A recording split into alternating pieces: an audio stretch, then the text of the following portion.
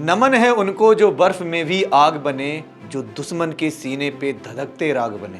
Kargil war, क्यों हमारे जवानों को अपने ही देश के कारगिल की पहाड़ियों को बचाने के लिए प्राणों की आहुति देनी पड़ी? आखिर कारगिल वॉर को जीतना इतना मुश्किल क्यों था और कैसे इस 3 महीने तक चले युद्ध में भारत ने जीत हासिल की? 1970 के दशक में पाकिस्तान सरकार ने पूर्वी पाकिस्तान यानी बांग्लादेश के लोगों पर अत्याचार और भेदभाव किए, जिससे वहां के लोग पाकिस्तान से स्वतंत्रता की मांग करने लगे, जिससे भारत ने लोगों के साथ सहानुभूति दिखाई और मदद की, जिससे पाकिस्तान को मिर्ची लग गई और भारत पर हमला कर दिया। और फिर 3 दिसंबर 1971 में शुरू हुआ भारत पाक का तीसरा युद्ध।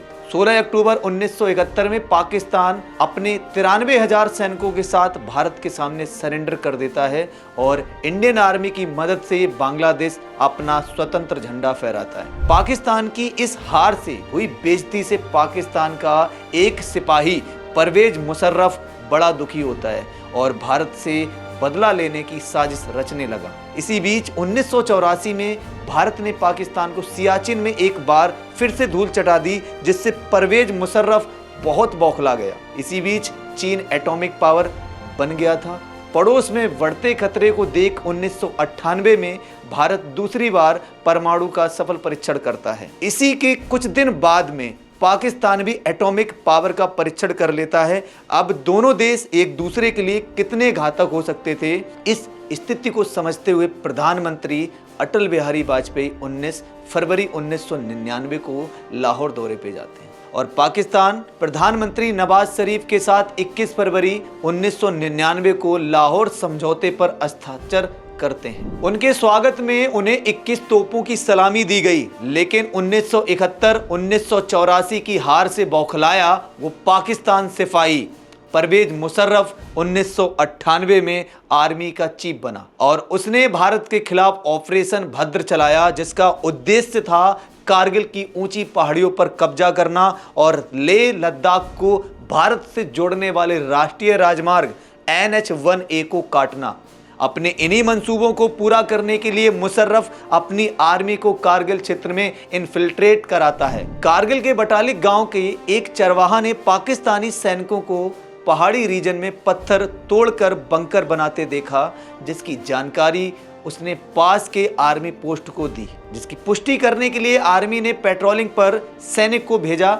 लेकिन 5 मई 1999 भारतीय पेट्रोलिंग टीम पर हमला हुआ और फिर रचा इतिहास। कभी कभी इतिहास चुपचाप नहीं लिखा जाता, कभी कभी वो बारूद से जलकर, शहादत से भीगकर और तिरंगे की छाया में जिंदा होता है।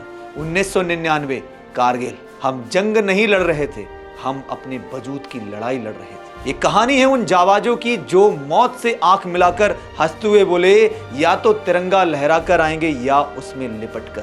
पाकिस्तान ने LOC वाले इलाके में 150 किलोमीटर तक भारी तादाद में इनफिल्ट्रेशन कर कारगिल की ऊंची चोटियों जैसे पॉइंट 5353 जो LOC पर बना हुआ है, जो पाकिस्तान और भारत के लिए बॉर्डर का काम करता है, उसे कब्जा कर लिया था, जिससे भारत का सब्र टूट गया और 10 मई 1999 को शुरू हुआ ऑपरेशन विजय। 16,000 फीट ऊंचाई पर बैठे दुश्मन जो भारतीय सैनिकों को पहाड़ियों पर साफ चढ़ते देख सकते थे, इसीलिए इस ऑपरेशन को रात में अंजाम दिया गया। हड्डियां जमा देने वाली ठंड और ऑक्सीजन की कमी और थोड़ी सी चूक होते ही दुश्मन की गोली जो सीधा सीना चीर सकती थी, पर फिर भी हमारे सैनिकों का हौसला कम नहीं हुआ और हमारे जवान एक एक चोटी पर चढ़े।